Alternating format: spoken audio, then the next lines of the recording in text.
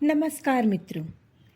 एक पढ़ा लिखा, अच्छी नौकरी, अच्छी कमाई वाला भला लड़का समीर, उसे प्यारी सी अंकिता को जीवन साथी बनाने के लिए किन चुनौतियों का सामना करना पड़ा। चलिए मेरी इस स्वरचित कहानी जीवन साथी में सुनते हैं। सुगंधा और उसकी बेटी मीरा इंदौर जाने के लिए पुणे स्टेशन के प्लेटफॉर्म पर सही समय पर पहुंच गए। सीट कंफर्म थी, दोनों की ही लोअर बर्थ थी। मीरा की परीक्षाएं खत्म हो चुकी थी और वह भी दादी और नानी से मिलने के लिए उत्साहित थी। ट्रेन में अपनी जगह पर पहुंचकर सारा सामान व्यवस्थित रखने के बाद दोनों आराम से बैठ गए। तभी एक विवाहित जोड़ा, जिसको देखने से लग रहा था कि विवाह को बहुत अधिक समय नहीं हुआ है, वहां पर आया। सामान व्यवस्थित रखने के बाद पति बोला, तुम अपर बर्थ पर नहीं जा पाओगी, मैं टीसी से बात करता हूँ। पत्नी बोली, अरे मुझे कोई परेशानी नहीं होगी। उसे देखकर सुगंधा को लगा कि वह माँ बनने वाली है। उसने उन दोनों से कहा, टीसी से बात करने की कोई ज़रूरत नहीं है, हमारी दोनों लोअर बर्थ हैं, मेरी बेटी अपर बर्थ पर चली जाएगी, आप उसकी जगह ले लेना। वे दोनों बहुत खुश हो गए। पति बोला, thank you aunty ji, thank you, आपने हमारी बहुत बड़ी परेशानी हल कर दी। फिर दोनों आराम से सीट पर बैठ गए। पति पत्नी को बहुत सी हिदायतें दे रहा था। अंकिता, खाना ठीक से खाना, ज़्यादा सेलफोन मत देखना, समय पर सो जाना आदि। दोनों की बातों से पत्नी का नाम अंकिता है यह तो समझ में आ रहा था। ट्रेन चलने की सीटी बजी। पति बोला, आंटी जी प्लीज़ इसका ख्याल रखिएगा। सुगंधा ने हाँ में सिर हिलाया और मुस्कुरा दी। ट्रेन चल दी। सुगंधा एक पत्रिका पढ़ने लगी। उसकी आदत नहीं थी कि वह ट्रेन में बहुत ज़्यादा किसी से बात करे। अंकिता भी फ़ोन लगाकर किसी को बताने लगी कि नीचे की बर्थ मिल गई है, मैं ठीक से हूँ। फिर शायद किसी को कुछ मैसेज भी करने लगी। थोड़ी देर बाद अंकिता खुद बोली, आंटी जी थैंक यू, मेरा नाम अंकिता है, मैं अपने मम्मी पापा के पास इंदौर जा रही हूँ, मैं ऊपर वाली सीट ले सकती थी पर। सुगंधा बोल पड़ी, मैं समझ गई थी अंकिता। अंकिता शर्मा गई, बोली, मेरे हस्बैंड समीर कुछ ज़्यादा ही चिंता करते हैं। सुगंधा बोली, करनी ही चाहिए, और इस अवस्था में तो पूरे परिवार को ही चिंता रहती है। सुगंधा और अंकिता की अच्छे से बातें होने लगी। फिर डिनर के बाद मीरा ऊपर सोने चली गई। बाकी सहयात्री भी थोड़ी देर बाद अपनी अपनी बर्थ पर चले गए। इस बीच 2-3 बार समीर के भी फ़ोन आते रहे। अंकिता उसे सारे हालचाल सुनाती रही, आराम से हूँ, पापा आ जाएंगे स्टेशन पर मुझे लेने, खाना खा लिया है, तुम चिंता मत करो, वगैरह वगैरह। तभी अंकिता के पापा का भी फ़ोन आ गया। अंकिता बोली, पापा मैं बिल्कुल ठीक हूँ। अंकिता अपने पापा से बात कर रही थी। इधर सुगंधा भी अपने मायके ससुराल मैसेज भेज रही थी। फिर सुगंधा ने कहा, पापा की बहुत लाडली हो। अंकिता बोली, पापा की ही नहीं, चाचा ताऊ दादा दादी सबकी बहुत लाडली हूँ। सुगंधा बोली, संयुक्त परिवार है तुम्हारा? वह बोली, हाँ, और पूरे परिवार में मैं अकेली लड़की, सबकी खूब लाडली, पूरे परिवार से खूब प्यार मिला, मेरी हर इच्छा मुंह खोलते से ही पूरी हो जाती। पर फिर थोड़ा रुक गई। सुगंधा ने बोला, क्या हुआ? वह बोली, पर समीर को जीवन साथी बनाने में बहुत मुश्किलों का सामना किया। सुगंधा बोली, ओह तो लव मैरिज है तुम्हारी? अंकिता बोली, हाँ, समीर मेरे ताऊजी के बेटे आलोक भैया के दोस्त हैं। घर पर आना जाना था। धीरे धीरे पूरे परिवार के लाडले हो गए समीर। पूरा परिवार समीर को पसंद करने लगा।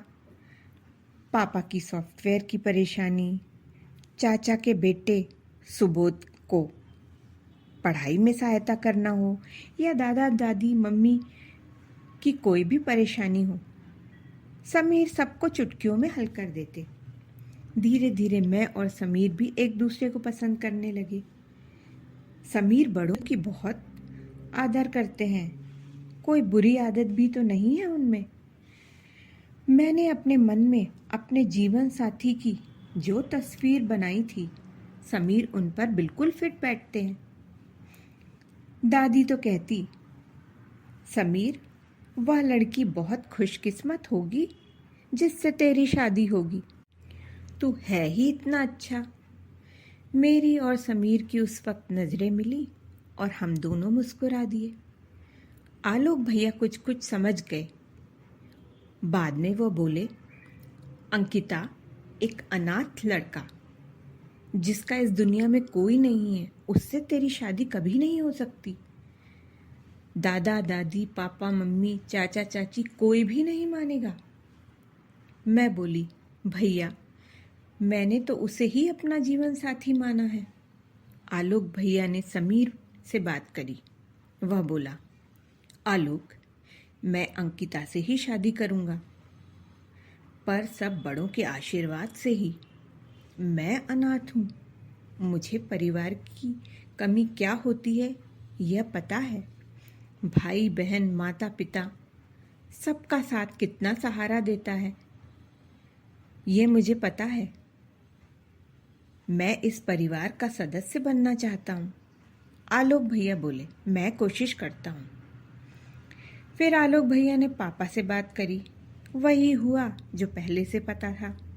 दादाजी पापा सब बहुत गुस्सा हुए। पापा बोले, मैं अपनी इकलौती बिटिया की शादी एक बहुत अच्छे संस्कारी नामी परिवार में करूँगा। आगे से इस लड़के की कोई बात इस घर में नहीं होगी। आलोक तुम ऐसा सोच भी कैसे सकते हो? अंकिता से कहो आगे की पढ़ाई पर ध्यान दे। बस फिर समीर का घर आना जाना भी बंद हो गया। मेरी भी चुपके चुपके फ़ोन पर ही बात होती। समीर की इंजीनियरिंग की पढ़ाई ख़त्म हो गई थी और उसकी बहुत अच्छी जॉब लग गई थी। वह दूसरे शहर में चले गया। मैं भी ग्रेजुएशन के बाद बीएड करने लगी और साथ में ही पार्ट टाइम जॉब भी करने लगी। इस बीच कई रिश्ते आए, पर मैंने माँ से मना कर दिया। माँ ने भी समय की नाजुकता देखकर सबको समझाकर बात कुछ समय के लिए टाल दी। 1-2 साल यूं ही निकल गए। सबको लगा अब तो मैं और समीर भी एक दूसरे से दूर जा चुके हैं। फिर एक दिन माँ बोली, अंकिता अब तो तेरी पढ़ाई भी हो गई है, अच्छे स्कूल में जॉब भी है, अब शादी के लिए हाँ बोल दे बेटा। मैं बोली, माँ मैं उन लड़कियों में से नहीं हूँ जो शौक या देखा देखी के लिए लड़कों से दोस्ती करती हैं, बॉयफ्रेंड बनाती हैं और बाद में छोड़ देती हैं, या फिर गलती करती हैं और पछताती हैं, अपना व अपने माता पिता का नाम बदनाम करती हैं और खुद भी दुखी होती हैं और सबको दुखी करती हैं। मैं कोई गलत काम नहीं करूँगी माँ, पर मैं शादी समीर से ही करूँगी। आप सबने उसे देखा है, वो अच्छा लड़का है माँ। ताई बोली, क्या ज़माना आ गया है, लड़कियाँ खुद ही अपनी शादी की बात कर लेती हैं, लड़का पसंद कर लेती हैं। माँ उस वक्त कुछ न बोल पाई और किसी तरह बात ख़त्म कर दी। 1-2 दिन बीते ही थे कि समीर का फ़ोन आ गया। उसने कहा, अंकिता बताओ मुझे क्या हुआ। अंकिता ने उसे सब बताया। वह भी उदास हो गया। बोला, क्या पता अंकिता, हम कब तक इंतज़ार करेंगे। मैं बोली, क्या हुआ समीर? समीर बोला, मेरा प्रमोशन हो गया है और 2 साल के लिए अमेरिका भेजा जा रहा है। मैं बोली, अरे ये तो खुशी की बात है। वह भावुक हो गया, बोला, अंकिता तुम 2 साल तक मेरे लिए इंतज़ार करोगी ना? अंकिता, मैंने तुम्हें अपना जीवन साथी माना है। मैं हर तरह से तुम्हारे व परिवार के योग्य बनने की कोशिश कर रहा हूँ। मेरी आंखें भर आई। मैंने कहा, समीर, मैंने भी तुम्हें अपना जीवन साथी माना है। तुम कहो तो हम शादी कर लेते हैं। समीर बोला, नहीं अंकिता, मेरा तो कोई परिवार है नहीं, पर मैं तुमको भी परिवार से दूर कर दूं, ये मैं नहीं चाहता। अकेले ही शादी करना होता तो हम बहुत पहले ही कर लेते। मैं परिवार को जोड़ना चाहता हूँ, तोड़ना नहीं। आलोक भैया ने सुना तो उनसे अब रहा नहीं गया। उन्होंने मम्मी दादी सबको मनाया।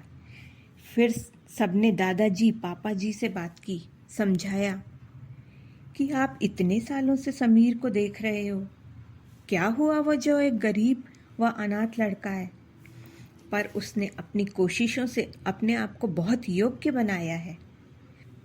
अब तो आप सबको मानना ही पड़ेगा। फिर बहुत कोशिशों के बाद सब मान गए। फिर तो चट मंगनी पट ब्याह और शादी के बाद 2 साल के लिए समीर और मैं अमेरिका चले गए और लौटने के बाद हमें पुणे पोस्टिंग मिली और अब पहली बार समीर से इतने दिनों के लिए दूर जा रही हूँ। सुगंधा मुस्कुरा दी, बोली, बहुत रात हो गई है अंकिता, अब तुमको सो जाना चाहिए। अंकिता सोने चली गई, पर सुगंधा बहुत देर तक जागती रही। वह सोच रही थी कि आजकल के नए दौर में कई बच्चे किसी की परवाह किए बिना अपनी मनमर्जी से शादी कर लेते हैं या कुछ तो लिव इन रिलेशन में भी रहने लगते हैं। वहाँ स्वयं का व परिवार का सम्मान बनाए रखते हुए इन दोनों ने अपना जीवन साथी पाया है और बहुत से लोगों के लिए एक उदाहरण पेश किया है। दोस्तों, कहानी अच्छी लगी हो तो लाइक, शेयर और सब्सक्राइब करें। धन्यवाद।